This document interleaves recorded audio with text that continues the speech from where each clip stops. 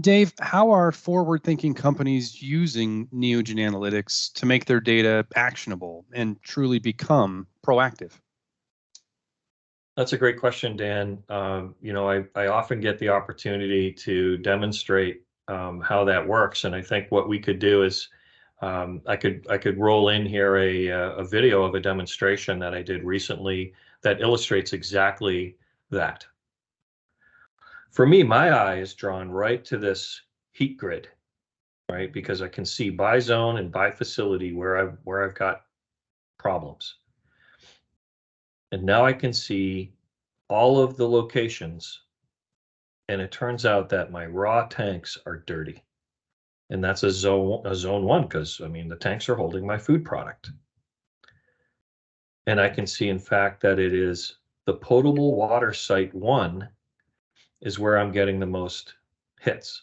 The inside wall of the raw tank is dirty, right? And I've got 2 inside wall test points here that I can see for tank 1 and tank 5.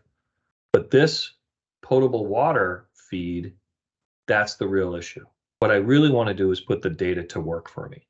Remember we talked about how we make this actionable and how you can move to preventative from reactive? Well, me coming in here and seeing I've already had 9 hits here, not acceptable. It's not acceptable. In my world, I want this data to come find me as soon as it has changed.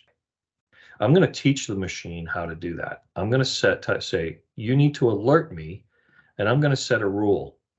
Every time the number of nonconformances is greater than or equal to 1.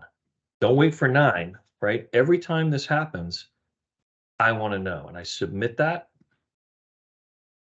And I say, I want to know, right? So I'm going to go ahead and pick me as the recipient. I could pick anybody. And I'm going to say, this is my non-conformance alert.